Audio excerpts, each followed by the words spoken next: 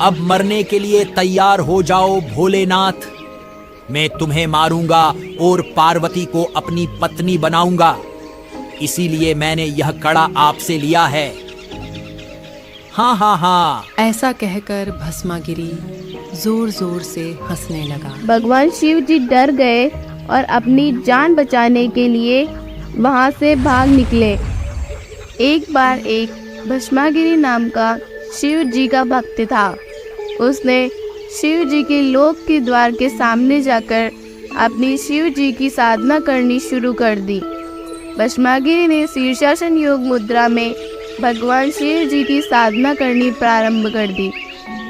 हे स्वामी, आपका यह भक्त कई दिनों से आपकी उपासना में लीन है। इसका क्या अभीष्ट है?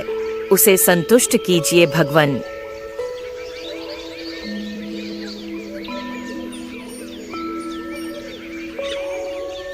उठो भस्मागिरी, मैं तुम्हारी तपस्या से अति प्रसन्न हूँ। बोलो क्या चाहिए तुम्हें? प्रभु, पहले आप वचनबद्ध होइए, तब मांगूंगा। ठीक है, हो गया वचनबद्ध। बोलो क्या चाहते हो? भस्मागिरी ने अपनी शीर्षासन योग मुद्रा त्यागी और सीधा खड़ा होकर बोला, भगवान, कृपया मुझे आपका ये भस्म कड़ा दे दीजिए। भगवान शिव जी के पास एक ऐसा कड़ा था जिसे अगर किसी भी जीव के सिर के ऊपर लाकर भस्म बोल दे तो वह भस्म हो जाता था। भगवान शिव ने विचार किया कि साधु आदमी है और जंगलों में रहता है। तपस्या के दौरान जंगली जानवरों से अपनी रक्षा के लिए लेता होगा। शिव जी ने अपना कड़ा निकालकर भस्मागिरी को देना पड़ा, क्योंकि वचनबद्ध भी हो गए थे। अब मरने के लिए तैयार हो जाओ भोलेनाथ। मैं तुम्हें मारूंगा और पार्वती को अपनी पत्नी बनाऊंगा। इसीलिए मैंने यह कड़ा आपसे लिया है। हाँ हाँ हाँ। ऐसा कहकर जोर जोर से हंसने लगा। भगवान शिव जी डर गए और अपनी जान बचाने के लिए वहां से भाग निकले। भस्मागिरी भी मारने के लिए पीछे पीछे दौड़ पड़ा। दोनों अपनी पूरी गति से भाग रहे थे। भगवान शिव जी परमात्मा को याद कर रहे थे।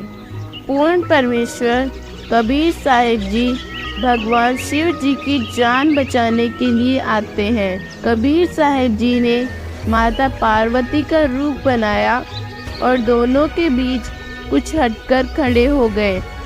कबीर साहिब ने भस्मागिरी को अपनी ओर बुला लिया। चलो, पहले पार्वती से मिल लेता हूँ। शिव तो वैसे भी यहाँ नहीं आने वाला।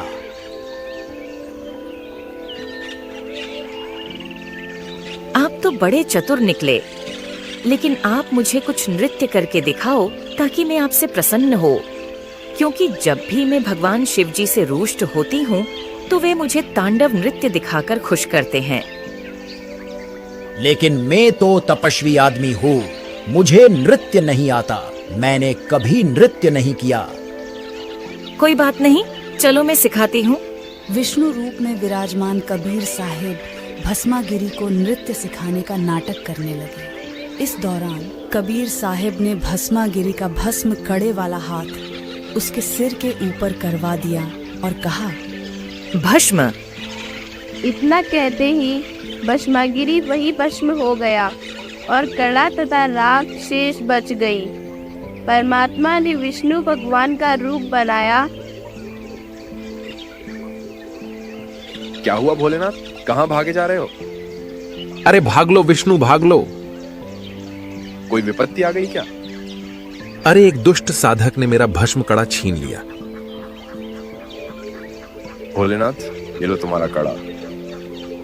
अरे नहीं नहीं, ये वो कड़ा नहीं हो सकता।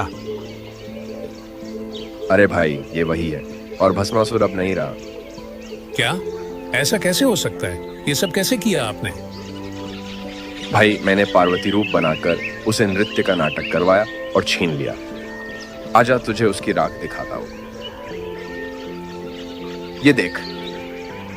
जब भगवान शिव ने भस्मासुर की राख देख ली तब परमात्मा की बातों पर विश्वास किया। तब जाकर अविनाशी अंतर्यामी कहलाने वाले भगवान शिव की धड़कनें धीमी हुई। ये 2D एनिमेशन संत रामपाल जी महाराज के सत्संग प्रवचनों का अंश मात्र है। संपूर्ण आध्यात्मिक ज्ञान प्राप्त करने के लिए अवश्य सुनिए संत रामपाल जी महाराज जी के मंगल प्रवचन। ये अनमोल ज्ञान जगत गुरु तत्वदर्शी संत रामपाल जी महाराज के सत्संगों का अंश मात्र है। संपूर्ण आध्यात्मिक ज्ञान के लिए सुनिए संत रामपाल जी महाराज के मंगल प्रवचन। आप संत रामपाल जी महाराज जी के मंगल प्रवचन संत रामपाल जी महाराज एप्लीकेशन पर भी सुन सकते हैं तथा उनके द्वारा लिखी पुस्तकें भी डाउनलोड कर सकते हैं।